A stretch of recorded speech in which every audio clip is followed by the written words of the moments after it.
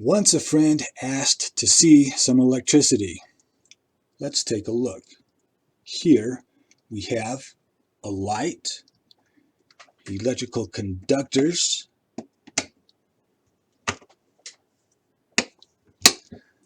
a 6-volt battery, which is our voltage source to push and pull the electricity,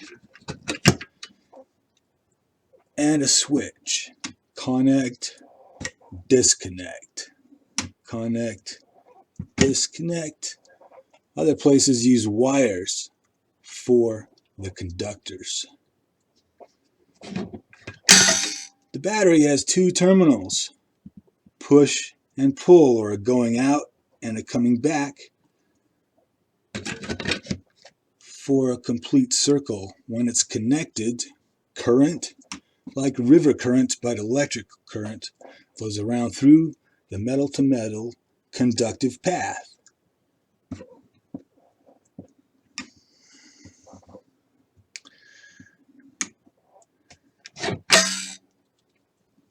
If the battery terminals were touched directly together, they will spark and overheat. That would be a short circuit. The long path has electrical resistance to the current flow, which slows down or limits the amount of electricity that will flow through the metal-to-metal conductive path.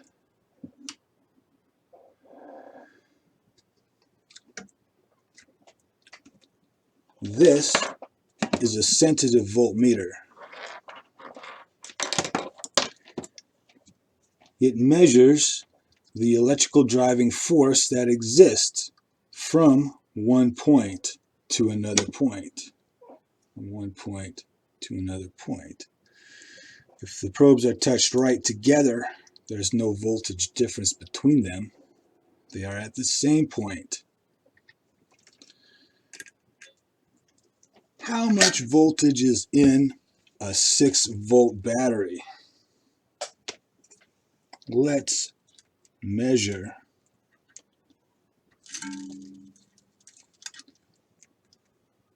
.22 volts.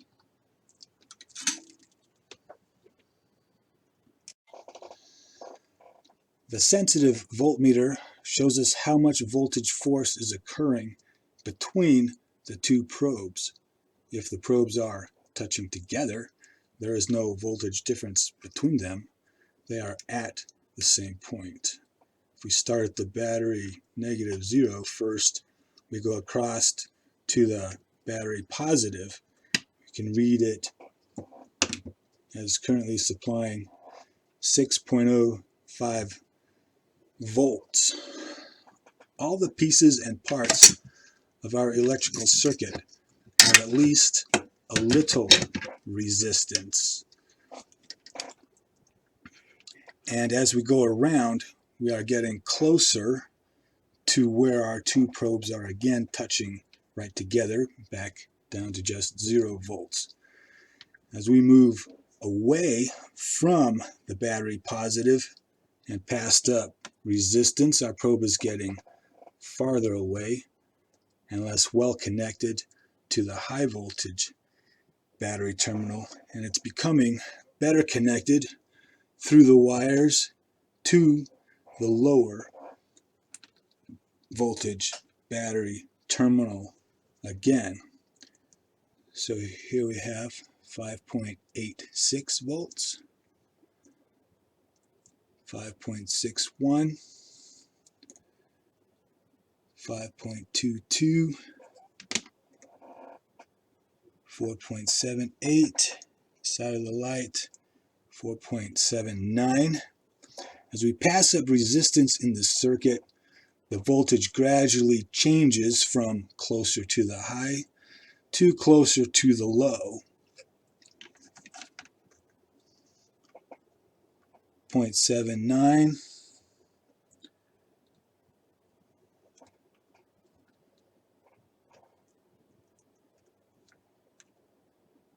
1.36, 1.44, 0.80, 0.09, 0.04, right to exactly back together again. Good metal-to-metal contacts help carry our full battery voltage and current all the way to where we want it to arrive. In this case, to the light bulb, all the way to the light bulb.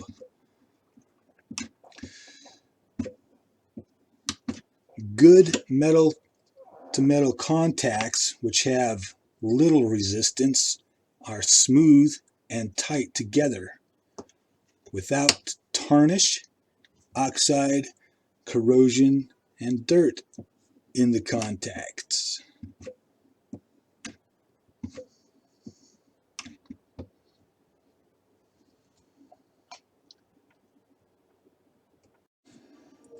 Out in the field, the wire nut is very helpful to make good connections.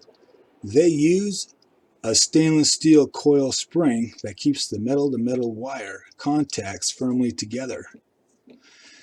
If ever this connection happens to be out exposed to the weather, an additional protective coating on the metal wire, such as OxyGuard or a simple grease, will help to inhibit the tarnish buildup and help retain a good connection. Also, turn the wire nut vertically upwards so it does not fill up with water and dirt.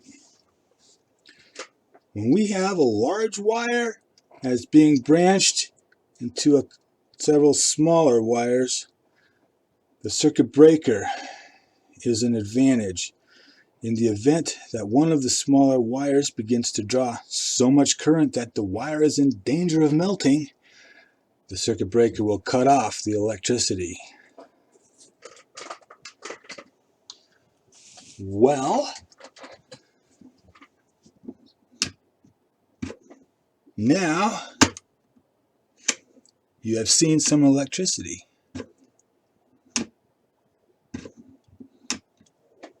even though it is invisible.